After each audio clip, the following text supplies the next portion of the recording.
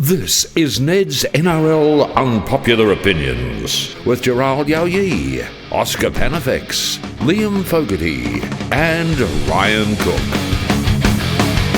Hello and welcome to Ned's NRL Unpopular Opinions. I'm your host Ryan Cook. We're on to side B of round one, boys, coming off a truly memorable and unique weekend of rugby league in Las Vegas last week.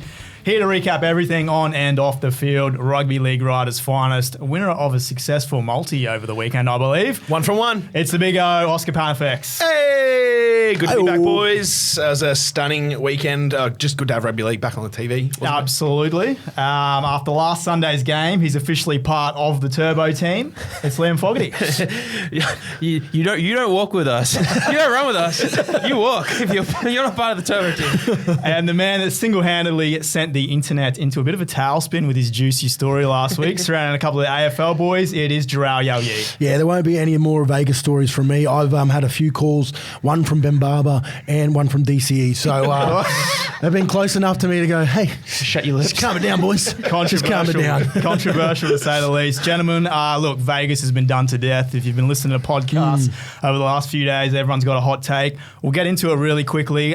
Look, we're not going to talk too much about the Spencer Leniu thing. I don't think this is the platform for it. But Jharal, you told us before the show you got a few thoughts you want to share, so the floor is yours, mate. Yeah, I just think racism, for instance, there's no need for it, not only just in the game, but in society. And I think Ezra's done the right thing. I know there's a lot of people that don't think he has, but if it doesn't start with him, where does it start? So, obviously it'll go through its due course properly, and, hopefully the NRL come out with an outcome that is best for both parties, and we move on. Absolutely, very well said. It's a shame that sort of overshadowed all the great work. It has. That took place in Vegas last week.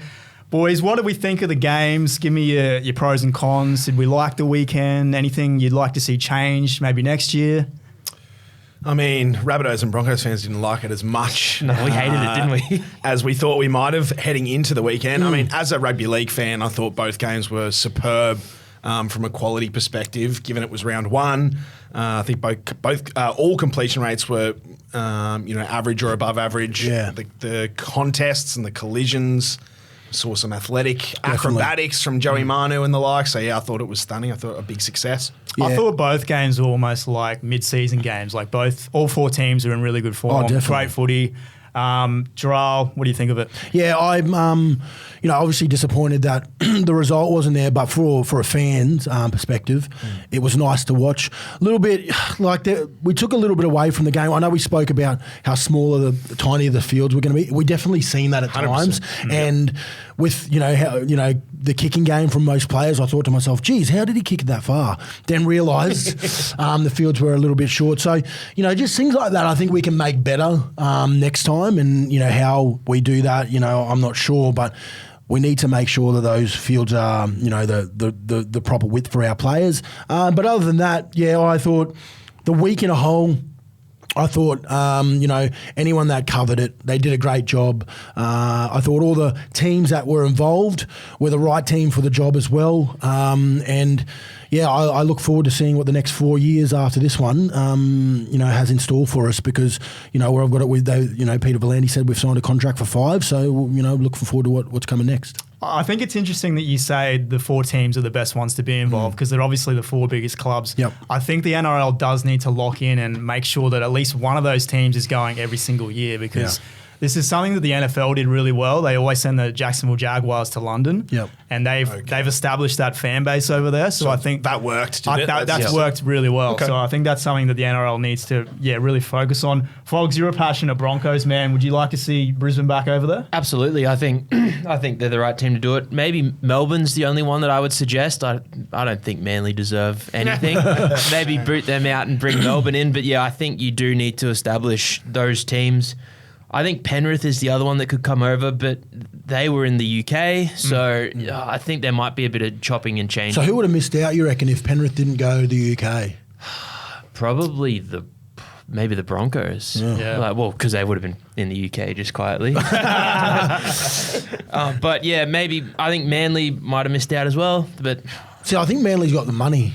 So I think that would be a big one. And I think a lot of these things we talk about being in Vegas is a lot to do with money. I mean, there's history at those other two clubs we haven't spoke about yet, the Roosters and the Rabbits as well. So, look, it's going to be tough to see any other club go next year, bar these four. They've done a great job promoting the game outside of Vegas in their own, respected areas where they stayed. San Fran, I think the Rabbitohs were, San Diego, LA. And it's fitting for the Broncos and the relationship they had with the LA Rams as well. So.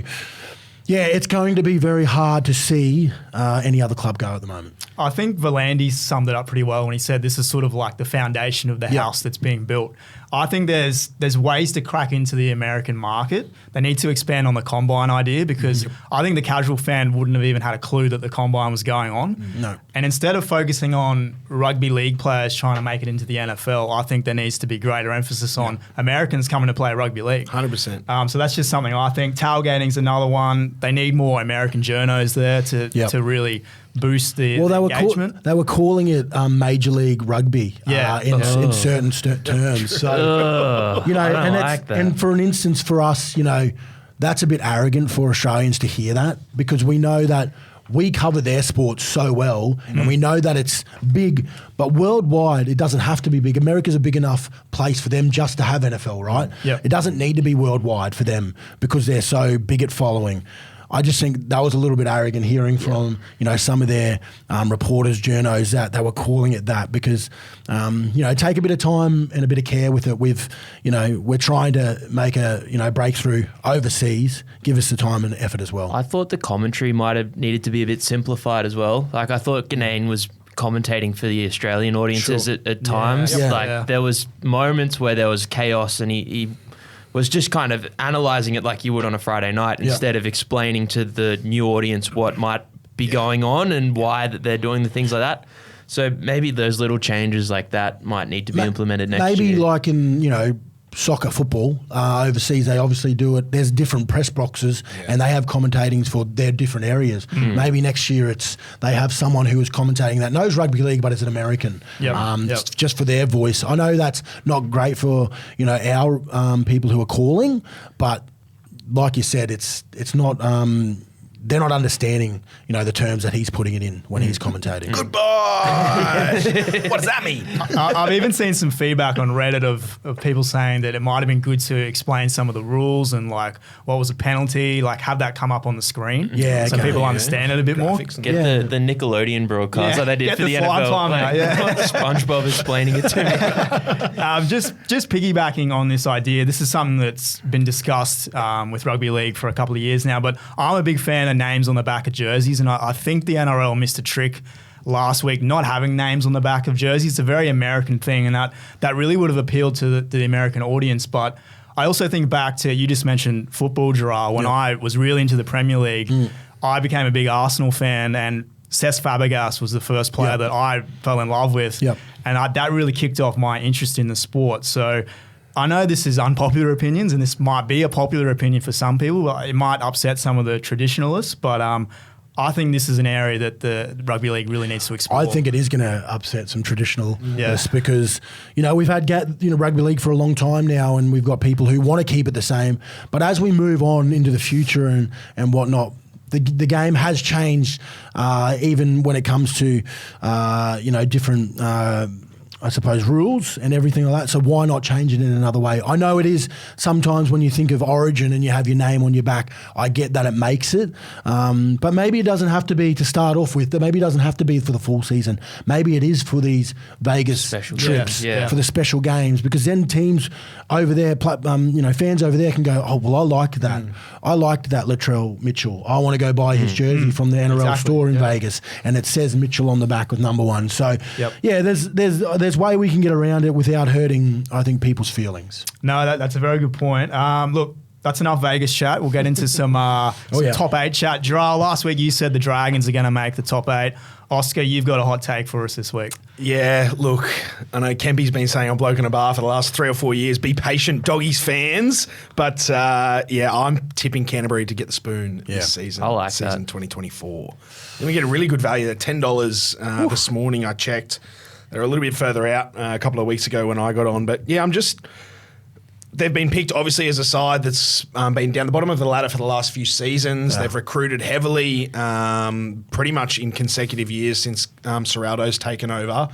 Each year, with all those new recruits, we've expected big improvements. I think naturally, we need to be patient when there's big changes in rosters. Combinations and cohesions are such an important part in the NRL, and I think it's going to take the Doggies, as we've seen, some time to build that roster or build into that roster. But yeah, just from what we saw in the trials, some big positional debates: Hutchison versus Sexton, Blake Taft versus Stephen Crichton at the back, Bronson Xerri versus Jacob Carraz, who gets first crack this week. So, I mean, depth and competition for positions is a good thing, but this Bulldog side needs to figure out what their first choice 17 looks like, and they need to do it quick so they can get some reps on the board. Yeah, and their spine too. Like, I feel like, you can buy all these other players, which is great, and have, you can have the flashy Ferrari in the the driveway, but if you don't have the right driver for the job, it's not going to go anywhere. And I think that's where they are sitting at the moment. They need leadership, and obviously they bought in Stephen Crichton in that. But is he really a leader? Was he really a leader at the Penrith Panthers? That was a head scratcher, hey. So he's a great. We all know he can play footy, but we've watched other people go from that Penrith side and not really succeed as well. So I don't think that's an unpopular opinion for me. I'm with you. Yeah, thank you. Yeah, I'm happy to be on them at that price. I think particularly when you look at the other teams around them on the ladder, the Dragons, we're expecting them to improve under Shane Flanagan. Top 8. The Tigers, the Tigers with Benji, I think Aiden Caesar's a really underrated acquisition for them.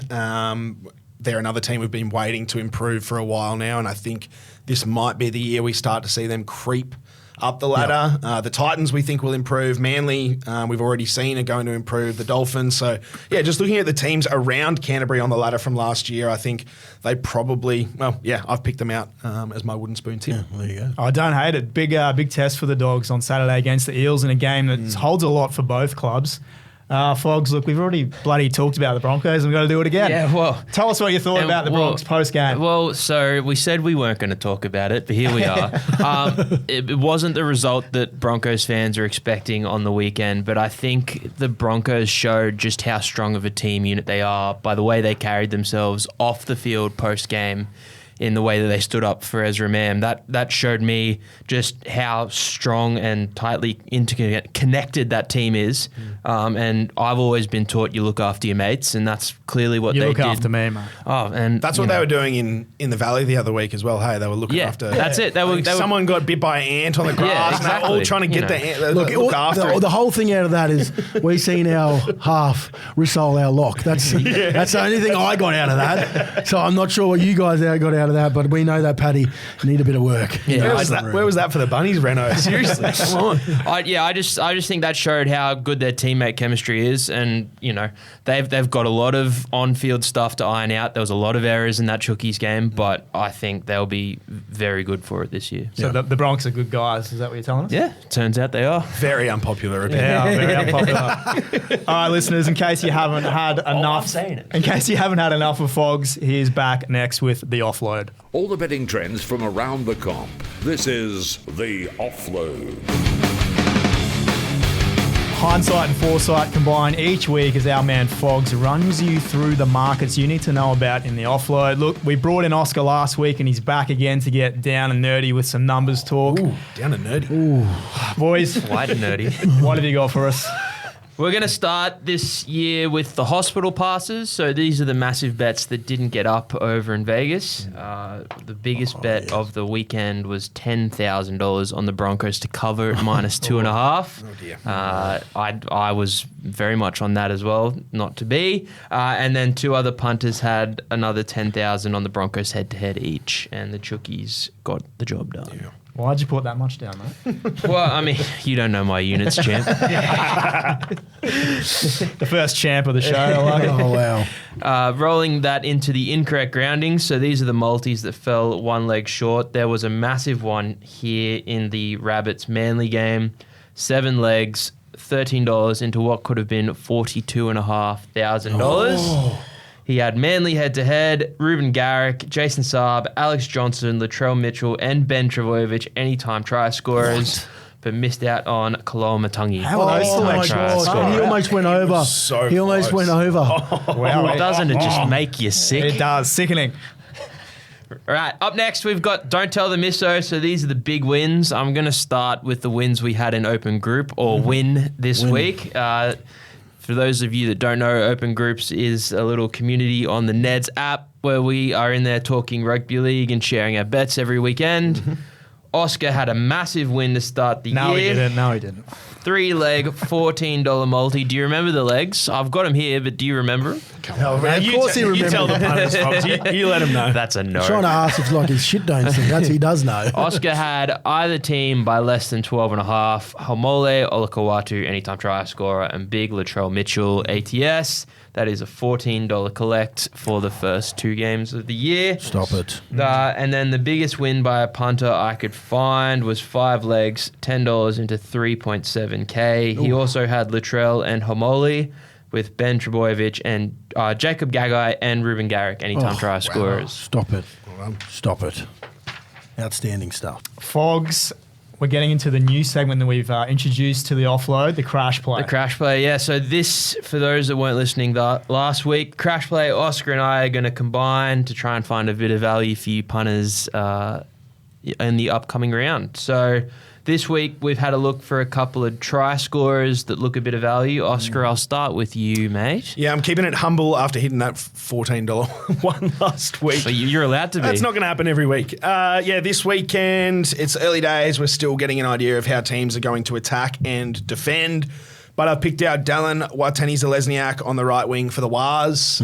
We know that's their preferred side where Sean Johnson plays his best footy. And he's running up against the Sharks' left edge that is was very leaky at times last season. Teague Wilton is back on that edge. He was the man that gave way for Wade Graham last year to solve some of those defensive issues. And my boy Braden Trindle, who I'm a big fan of, but still has some question marks over his defence as well. They're both on that left edge. So yeah, I like Dallin to score in the Warriors game this week. $1.95, pretty good value. Nice. Did you have one more? And the Warbrick on the right wing, also for the Storm. Similar idea. I think the Storm's right edge is going to be their best this year through Jerome Hughes and Eli Katoa. And although Penrith are the best defensive team we've ever seen in the NRL, Taylor May at left centre was found out a few times in the World Club Challenge. He's still learning that position. So I'm happy to be on the brick at $3.05. Also, a bit of $3 for Warbrick. Yeah. Anytime. Also a bit of value for Melbourne as well. They haven't lost round 1 game in 20 Yeah. I was about to ask, is anyone brave 20, enough to take it? 20 plus years. Yeah. $2.25. Not bad at all. It's not bad. I'd take the line. I'd be happy to be on the line there, but I think Penrith are going to want to respond I think after it's losing. a 2.5 point line from memory. It's not great, but that's all right. I've had a look at a couple of forwards to score tries on the weekend. I really like Beau Fermor from the Titans. He's coming off an ACL tear, but the Dragons allowed a try to opposing second rowers in 40% of their games last year. I like it. Fermor's scored a few meaties in his time. He's 275. And then in the Dolphins v Cowboys, I'm taking Jeremiah Nanai. I think that one speaks for itself just quietly. Very good, Fogs. Excellent edition of the Offload. Oscar, each week you write an article for us on the Neds blog. You touched on Vegas last week. I did. Your piece should be live by the time this goes to air. Be out this afternoon, yes. What do we got this week, mate?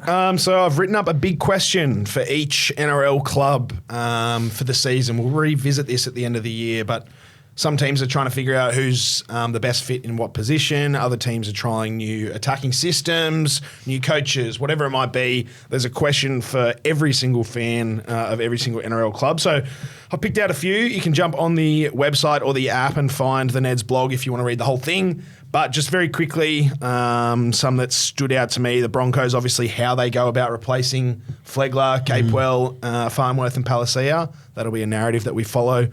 throughout the year. Newcastle's spine, what they do with Jaden Brayley and Jack Cogger, given the Knights played pretty bloody well with Gamble and Crossland in there last year. My Rabbitohs, contenders or pretenders? The question needs to be asked.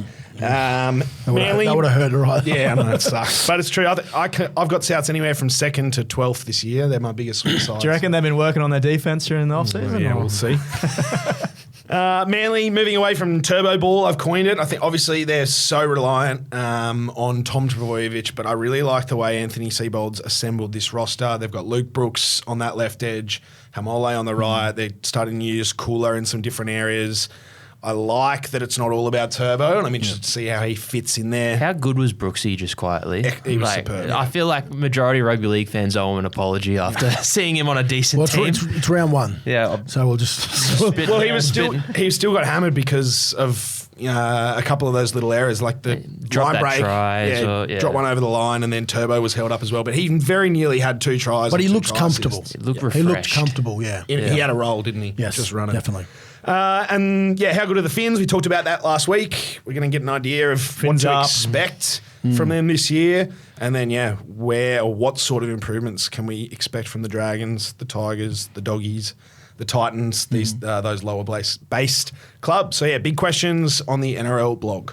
We're looking forward to it, Oscar. And listeners, if you haven't checked out Rugby League Riders, be sure to head on over. The boys there do some outstanding analysis. I read your piece, some of the film breakdown from the games over the weekend. Thanks, well worth reading. We're going to head to story time with Jharal. Strap yourself in. It's story time with Jharal.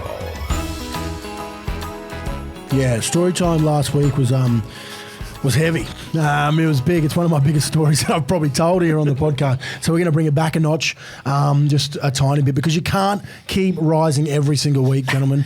But I know it's round 1. We've had round 0. We've got round 1 this weekend. And if anyone's looking for some local footy to go watch, I've assembled a side at West Arana Panthers, open ones. We'll be playing our trial match this weekend, actually, down at Arana. Best field in Brisbane apart from Suncorp, I would say. I mean that as well. It's nice. It is actually Good leagues club. It's actually smick. Yeah, if you love a slab, whatever you want to do, come on down. Get in the pig pen. Signed a couple of big boys actually. In the transfer window. Yeah, in the transfer window. It got us to really slow pickings, and I thought I would have to strap the boots on and captain coach the side. But I've managed to pick up a few stragglers who have sort of just retired from footy. One, I've got a transfer from all the way over in the UK. He's moved back into town now, and that is one Corbin Sims, who will be playing for me. Pick up back rower. He might be actually looking like he'll play front row at the moment, but a couple of weeks he'll be back in good nick. He'll be playing back row for me this weekend down the road in a trial, which is really nice. The other one is international Josh Hoffman, who'll be playing fullback for me this week. What an honour roll, isn't it? I know, over ones, which is really, really nice to have him amongst a group. He brings some really good value. And if anyone knows a story about the Black Mamba, which we might be able to delve into deeper about during the year in story time with JYY, or if you want to see the Black Mamba in full swing, come on down and come inside the sheds afterwards. He's great value to have around. And then the last one, he's a 300 gamer. Oh my God. He's played international for Australia, and he's played over 25, I believe, origins for Queensland, and that's big Sammy Thaiday, who will be strapping the boots on for us as well. Are you kidding me? I'm not kidding you. Imagine having a 40-hour work week and then having to square up with these, but that's not fair to... Well, mate, you said you assembled it. It's like the bloody Avengers Infinity Wars. Yeah.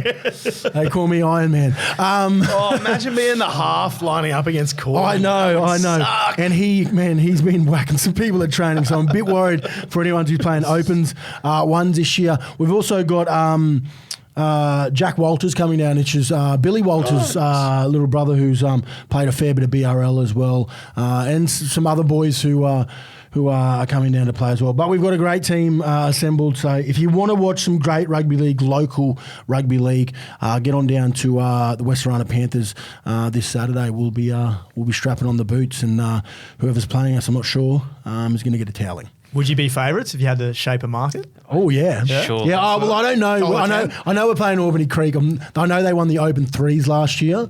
So this team has never played footy together. So I would say it'd be very close, but I'd say it would be close. You said they're training the house down there.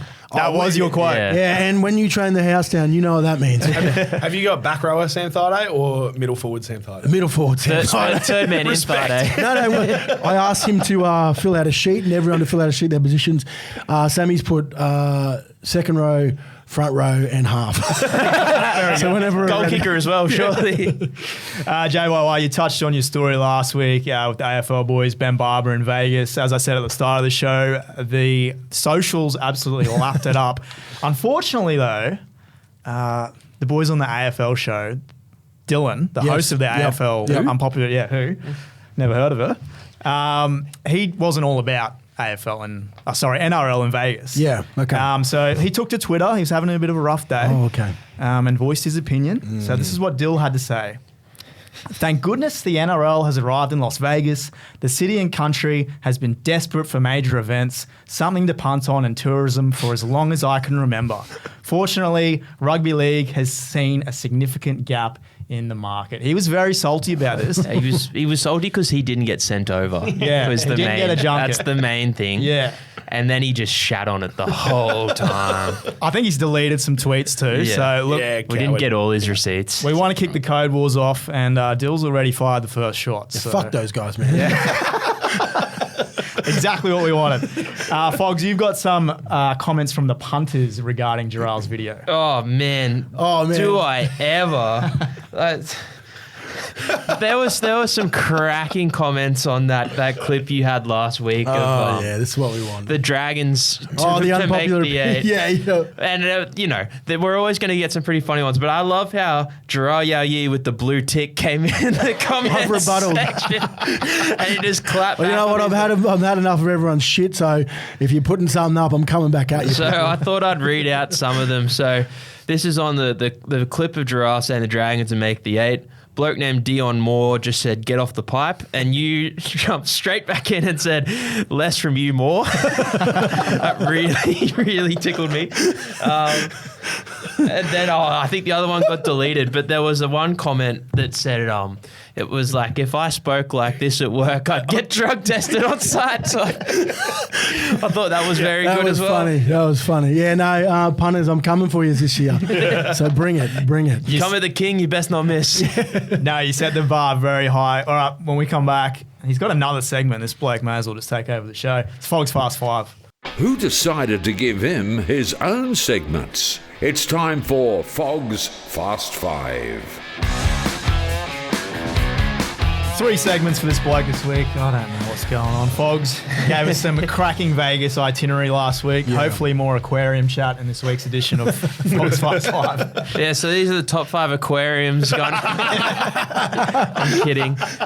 Look, last bit of Vegas chat we'll probably have for me this year. Look, given that the NRL was clearly a massive success over in Vegas on the weekend, and we have another 300 million listeners this week keen to know what the NRL is about, I thought I would use both my NRL and NFL knowledge to compare some of the teams. And so, if you're a certain NFL fan, you might fall into this team. So we'll start with Penrith Panthers. I think they're like the Kansas City Chiefs. Yep. They're the new powerhouse. They seem to win every year. And Nathan Cleary and Mary Fowler are our Travis Kelce and Taylor Swift. Well, power couple. said. On the same level, clearly. Yeah. The Sydney Roosters are like the New England Patriots. They're a former dynasty clinging on to relevant. Same colours too. Same colours. The pieces that made them great have seemingly moved on. And they clearly have some problems that are pretty similar that I'm not going to Off the mention. field, you mean? I don't know what you're talking about.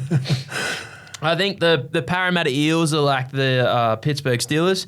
They're consistently mediocre every season, no matter how many shiny pieces they bring in. I think they're tipped to finish 8th or 9th every year, and the Steelers finish 8 and 9 every year. Yep. The Broncos are like the Broncos are like the 49ers. They've got weapons all across the park, but struggle to close out games when it matters the most. Choking hazard. And the Dragons are like the New York Jets. They're absolutely dismal year in, year out, and they're holding an older star player at ransom. Tough to argue with. Yeah. So there you go. So if you're an NFL fan coming into the NRL this year, I think they're your comparisons. Who's your team in the NFL? Yeah, moving on. When we come back, we've got to get into the multi. Surely they get one up this week. It's the NRL Podcast Multi. None for one on the multi this year, punters. But look, only 2 games last week, so I consider that to be a bit of a free hit. And look, we didn't shy away from a 26-1 pop to start the year. Yeah, it was a bit ridiculous from us. It was. Close though. It was close. Was it? Yeah, it was really close. I mean, we were 25% of the way there, I guess. Well, unfortunately, one punter really fancied us, put $500 on last week. So sorry. Yeah, apologies. We'll talk Josh about that Bell. after the show. No, Oscar, you got us off to a pretty good start backing Latrell Mitchell anytime. Gee, looks good, doesn't he? Latrell does. mid-season, baby. Let's go. He does. He look does. You're already off and firing with that multi in open groups. I had Jackson Paolo anytime. Jharal, you had Jesse Arthurs, and Liam. Real. Liam, you had the Bronx to cover. Did, and they didn't. Nah. That's all that needs to be said. Yeah. Jesse had a lot of meters, 197, Yeah, but just couldn't get over the try line. Shorter field, you would think with those numbers, make it over. And just Anyway, about anyone from Manly scored except for Paolo. But anyway, yes. Dean got onto it, didn't he? Marinade looked good. mate. Yep. You know, Walshy too. You said it. Walshy was a decent price just for it. I'll lead it off this week. I've gone the Warriors to cover against the Sharks at Mount Smart. Wars have won 5 of their last 7 in round 1. I think this is their window this year. This is their year to win. I've got them finishing top 4. Oh, yeah. RTS comes back. He's in the centres this week. Sharkies really struggled against top 8 teams last year. Were outscored massively in those games. So, yeah, Warriors minus 4.5. I think that's a nice line. Yep. It's a great bet. Fogs, what do you got? I'm taking the last game of the round to kind of hide myself at the back. The anchor. To the disgust of our intern, Matt, I've taken the Dolphins to cover plus 6.5. For a bit of context there, Matt tipped the Finns in open groups to take the spoon this year. Yeah, and was like had a visceral reaction when I said I think the Dolphins would cover this week. the intern. Yeah, I That's don't why want you're to. on the multi, mate. He's had enough airtime. Let's move on. I think four-legger. Dolphins cows. I think the Dolphins aren't getting enough credit. I think they're pretty good. I think the cows might slide this year. So yeah, I'm taking the Dolphins to cover plus 6.5 points. Jharal, you're up next. Yeah, I'm sorry, I just vomited in my mouth before I say this. I'm going to go the Eels head-to-head. What's the matter? It's just not. Can you say that again? I didn't quite hear It's it. just not me, but I'm glad I did it before you've come and made your point that the dogs will be. You did fist pump when he was saying that. So Yeah, I There's did some fist pump. synergy. I did fist pump. I also did vomit in my throat then. Before I said that, we've done but nothing will spray these guys for years here on this Unpopular Opinion, me and Jared Timms, and come at the Parramatta fans. So this is one back for you guys. I've gone there. don't let us down. Do not let us down. Because I let you know, you got one chance, Parramatta fans. If they do not win this, I'll never come back. They're on the no bet list. Yeah, 100%. For the rest of the year. 100%. I will rather go. I'd rather go 3 try scorers My other from black somewhere book. else. Oscar, Jeez. bring us home. I've taken Newcastle Knights head-to-head against the Canberra Raiders. Games at McDonald Jones Stadium. I'm a little bit shaky on the Raiders this year. They've got a great forward pack, but there's a lot of inexperience in that back line. Big fan of Ethan Strange at the 6, but yeah, I think the Knights should be too good in round 1. Hong has been training the house down. He looks good, doesn't he? Stop it. I'm not even lying. I was down there just to see the beaches, and I seen him running around. Over houses. Yeah, bounding backwards. Houses on the, like crumbled on the ground everywhere. Just to recap, I have gone the Warriors to cover minus 4.5 against the Sharks. Fogs, you've gone the Dolphins plus 6.5 against the Cows. Jharal, sickeningly, you've gone the Eels head-to-head. And Oscar, you have gone the Knights head-to-head. The Knights. Much better price this week, $7.07 for this Great one. price. Oh, great price. Get on us. responsibly. Jharal, say the line. You're backing it. Yeah, I'm gonna back this one. There it is. Why do you do that to? I really walked into The that. line, Jharal. I'm gonna get on this one, punters. So come with me. All right, boys, we're about to wrap up here on Ned's NRL Unpopular Opinions. What are we looking forward to? Side B of round one. Just some more rugby league. Away from rugby league quickly though. Our great man and our leader for our Olympics team, Paddy Mills. He's Friend of the show. Friend of the show as well. He's officially been waived, but he's gone to the Miami Heat for the finals, Jeez. which is really cool. Ring chasing. I know. know about that. Very, He's very, struggling very a cool. Well, look, he loves the beaches, and that's his style. Love it. So go, Paddy. Very good. Oscar. I'm looking forward to taking 1,000 notes this weekend and getting a better idea of where each team Yes. might sit on the ladder this year. Including the West Arana Panthers on Sunday. Correct. Fogs. Yeah, it was something I forgot to bring up last week. I wanted to hear your thoughts on your Dally M Smoky for the year. Oh, gosh. I know I've just sprung it on you. Yeah, I went trail last year. I'll do the same again. Yeah, I'm. I don't know. You know what? I've never. When was the last time a forward has won it? Oh, we have to dig Tamalolo. Yeah. Smitty or Temple? Like I would probably go Payne Haas. It's a fair That would be shout. my shout because I know that he missed out the back end of last year. I'm not sure why, but he started to fall off that edge. But he was not playing bad at all. So I'm just going to stick with Big Payno. Reece Walsh for me. Yeah, I took a Bronco last year, but I'm worried there's too many boys that might pinch points off each other. So I think this is the year that Nathan Cleary does it. yeah. It's probably the only thing missing on the resume at this point, isn't it? Yeah. I'll go with Smokey. Yep. Jerome Hughes. I like that. Then he can go and play in the Super League, and he can leave us. hang out with forever. Yes, Mary. that's a great idea. Yeah, please See don't you, play in Nathan. this comp anymore. You're too good. Just go. All right, lads, we've got to name the show. I have no idea what we're going to name it this week. What are we thinking? Oh, shiver me timbers. Should we give the West Arana Panthers a shout? Stop it. The boys are going to froth that. Yeah, let's do The it. boys will froth. I'll bring that up Thursday. Training. Very good. Thank you, Oscar, for joining us. Thank you, JYY. Thank you, Fogs. We will be back next week to recap round one in its entirety. Thank you for listening, listeners. See you then. Thanks for listening to Ned's NRL Unpopular Opinions. Enjoyed the podcast? Remember to like, subscribe, and rate the show wherever you get your podcasts.